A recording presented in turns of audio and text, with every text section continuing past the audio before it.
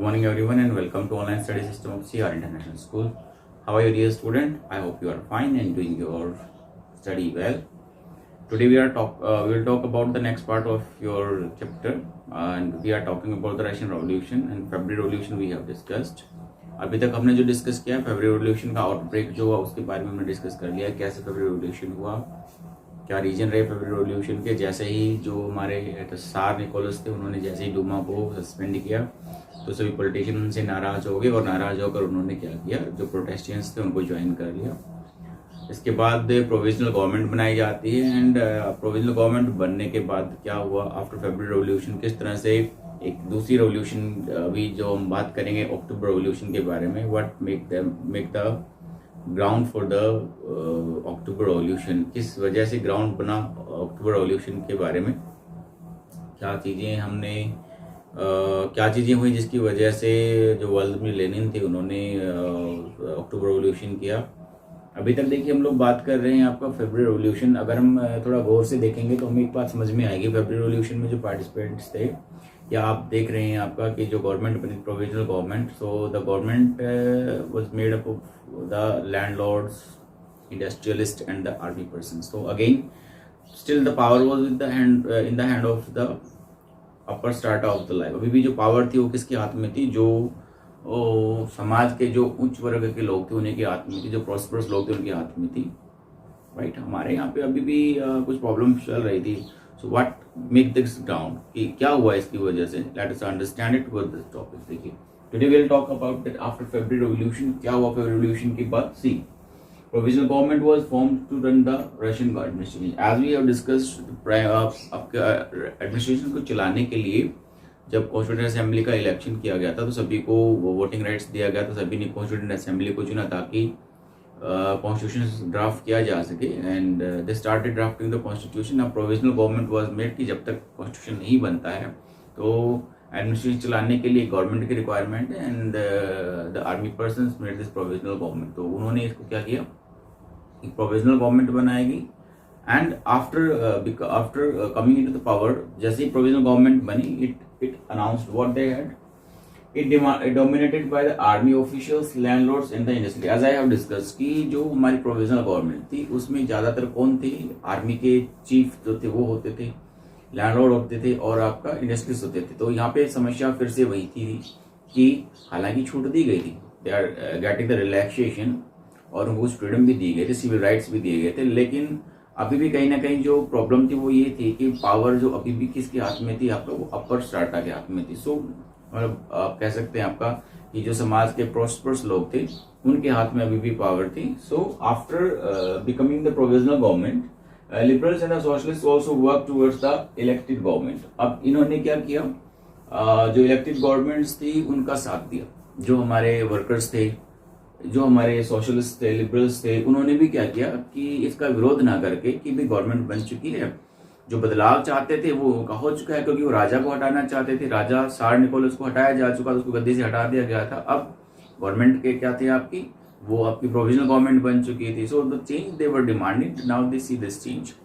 अब जब जिस चेंज की वो डिमांड कर रहे थे वो उनको नजर आने लगा था and that's why they help the government. और इसलिए उन्होंने क्या किया, गवर्नमेंट का अगेंस्ट जाने के बजाय उन्होंने इनकी क्या की, मदद की and like what government did, government restriction the public meeting and the association was removed by the provisional government. अब ऐसे ही क्या हुआ कि जो प्रोविजनल गवर्नमेंट थी उसने क्या क्या रिस्ट्रिक्शन जो लगी हुई थी कि भाई आप एसोसिएशन नहीं बना, जैसे पहले इलीगल, राजा के टाइम में क्या था, आपका एसोसिएशन बनाना, मीटिंग्स करना, ये सब क्या था, इलीगल था। तो गवर्नमेंट के बनने से क्या हुआ, आपका जो ये इलीगल वर्ड जो लगा हुआ था मीटिंग्स पर या फिर एसोसिएशंस पर, दिस वाज रिमूव्ड, ये सब रिमूव कर दिया। Now people are free to form the association. अब लोग अपनी एसोसिएशन बनाने के लिए फिर जो भी एसोसिएशन बनाना चाहते थे वो बना सकते थे। मोरओवर इसके साथ साथ अब वो फ्री थे, अब पहले मीटिंग नहीं कर सकते थे, now they are ready, they can do the meeting. अब वो मीटिंग भी कर सकते, they could do meeting everywhere, कहीं जहां मर्जी है वहां पे मीटिंग भी कर सकते। सो दे गॉट फ्रीडम। तो उनको लगा कि जिस चीज की वो डिमांड कर रहे थे, now they are getting that thing. So अब हुआ क्या इसके बाद, इतनी आजादी होने के बाद फिर हमें अक्टूबर रेवोल्यूशन की जरूरत क्यों पड़ी, but why we do need that October revolution, क्यों हुआ ऐसा। देखिए हमारे यहाँ पे एक एंट्री होती है now you will see the entry of the Vladimir Lenin. Here यहाँ पे आपका व्लादिमीर लेनिन है वो वापस आते हैं and he had some ideology of the Karl Marx. आपने कार्ल मार्क्स की आइडियोलॉजी याद कीजिएगा, उन्होंने क्या कहता, उन्होंने कहा था कि जो प्रॉपर्टी है एंड द रिसोर्सेज हैं that should be controlled by the community, तो वो कम्युनिटी के द्वारा कंट्रोल किए जाने चाहिए। लेकिन अभी भी हमें यहाँ पे नजर आ रहा है जो रिसोर्सेज है, प्रॉपर्टी जो किसके द्वारा कंट्रोल की जा रही है, आर्मी पर्सन है, लैंडलॉर्ड्स हैं, या फिर आपके इंडस्ट्रियलिस्ट हैं। They are controlling the country and they are making the government also. Government भी वही बना रहे हैं आपका। अब लेवल में लेनिन क्या करते हैं आपका, Soviets like Petrograd Soviet were formed everywhere in Russia. अब लोगों को जैसे आज़ादी मिली कि अब वो लोग अपनी सोवियट्स बना सकते हैं, so people start making Soviet into the Russia. Russia में भी उन्होंने क्या करना स्टार्ट किया, अपनी खुद की जो सोवियट्स कहते हैं आपका, सोवियत मतलब संसद, आप कह सकते हैं आपका ऑर्गेनाइजेशंस बनाना क्या कर दिया उन्होंने शुरू कर दिया। In April 1917 the Bolshevik leader Vladimir Lenin return from the exile. अब यहाँ पे व्लादिमीर लेनिन आते हैं, ये सादा सिचुएशन, रिटर्न होते हैं। एग्जाइल का मतलब क्या था कि राजा, पहले राजा का राज था, तो राजा को लगा कि जो व्लादिमीर लेनिन है he is very dangerous and वो काफी डेंजरस है, तो वो हमारे लिए काफी खतरनाक है, तो वो तो क्या करता है आपका, वो उसको जेल में डालने की कोशिश करता है, बट वो वहां से फ्ली कर जाते हैं और आपका वहां से बाहर जाके आपका एक्टिविटीज में पार्टिसिपेट करते हैं। कहने वालों कि भागते फिरते हैं कि कहीं वो राजा के हाथ ना लग जाए। जैसे ही राजा हटा गया वो वापस आ जाता है। And when he came back what he did, he believed that it was the time for Soviet to take over the power। अब उसने कहा कि अब समय आ गया है, सोवियत मतलब उसकी खुद की ऑर्गेनाइजेशन बाल्शेविक पार्टी का टाइम आ गया है कि अब जो पावर है वो उसको अपने हाथ में ले ले और गवर्नमेंट को चलाना क्या करे, शुरू करे। बट अब यहाँ पे थोड़ा सा कन्फ्लिक्ट आता है। Here you will see some conflict between his own leaders. उसके ऑन लीडर्स भी इसमें कन्फ्लिक्ट फील करते हैं। कैसे? He believed that it was the time for the Soviet to take over power। उनका तो मानना ये था, वर्ल्ड में लेना चाहता था कि भी पावर है आपकी, वो क्या कर ली जाए, आपकी जो उसकी पॉलिटिकल पार्टी है उसको क्या कर लेना चाहिए, अपने हाथ में ले लेनी चाहिए। After returning from the Lenin present the demand which came to be known as the April thesis. जब व्लादिमीर लेनिन वापस आए तो उन्होंने अपनी 3 डिमांडें रखी गवर्नमेंट के सामने। 3 अप्रैल में रखी, किसी को अप्रैल थीसिस के नाम से जाना जाता है। That is very important question, what were the April thesis. काफी इंपॉर्टेंट क्वेश्चन बनता है और बहुत बार इसके बारे में पूछा है कि अप्रैल थीसिस क्या होते हैं। When Vladimir Lenin return from the exile, जैसे लेनिन आपका रिटर्न करते हैं, आपके वापस आते हैं आपके रशिया के अंदर अप्रैल के अंदर, so when he came he demanded he put 3 demand in front of the government। Government के सामने 3 डिमांड रख दी और इन्हीं 3 डिमांड को क्या कहा जाता है, अप्रैल थीसिस कहा जाता है। Right, I hope you got it. देखिए क्या थी ये 3 डिमांड, व्हाट वर दिस, आप पूछ सकते हैं what were this April thesis. तो अब लेनिन की 3 डिमांडों को ही अप्रैल थीसिस कहा जाता है। अप्रैल थीसिस क्या है, उन्होंने फर्स्ट ऑफ क्या बोला कि war should be brought to an end. भाई बहुत लड़ाई हो चुकी है, बहुत ज्यादा रशिया का लॉस हो चुका है, अब क्या होना चाहिए, लड़ाई से हमें अपने आप को विड्रॉल कर लेना चाहिए और लड़ाई को बंद कर देना चाहिए। This is the demand of the Vladimir Lenin. ये डिमांड थी पहली व्लादिमीर लेनिन की कि वार को खत्म करो। दूसरा, land to be transfer to the peasant. अब दूसरा उन्होंने देखा कि जो भी लैंड है, जमीन है, वो किसके हाथ में है, पीजेंट्स और जो लैंडलॉर्ड उनके हाथ में।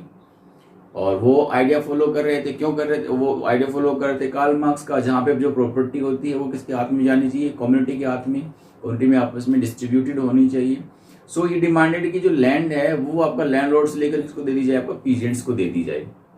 सिचुएशन देखिए वापस क्या है कि 2 ग्रुप में बनती जा रही है आपकी, एक लैंडलॉर्ड पीजेंट्स इन आर्मी और दूसरी तरफ क्या होगा, व्लादिमीर लेनिन अपनी खुद की पॉलिटिकल पार्टी की आइडियोलॉजी की वजह से इस तरह की सिचुएशन बनाता रहा है।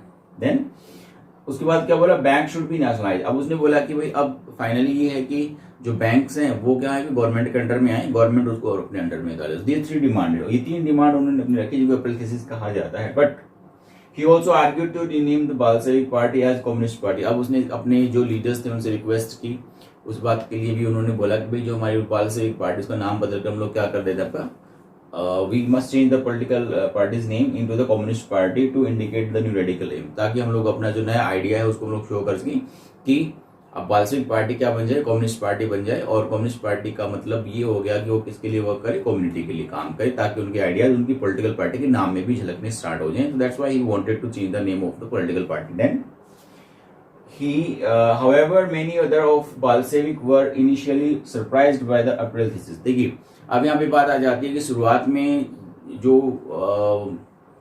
बाल्शेविक लीडर्स थे जो लेनिन के ही कंपेनियंस थे, लेनिन के साथी थे, उनको लगा कि why this April thesis putting forward, Lenin तीन अप्रैल थीसिस को क्यों सामने लेके आ रहा है when everything is going on properly, जब सब कुछ प्रॉपर्ली चल रहा है। स्टार्ट में उन्होंने भी क्या किया, लेनिन को थोड़ा सा इग्नोर किया।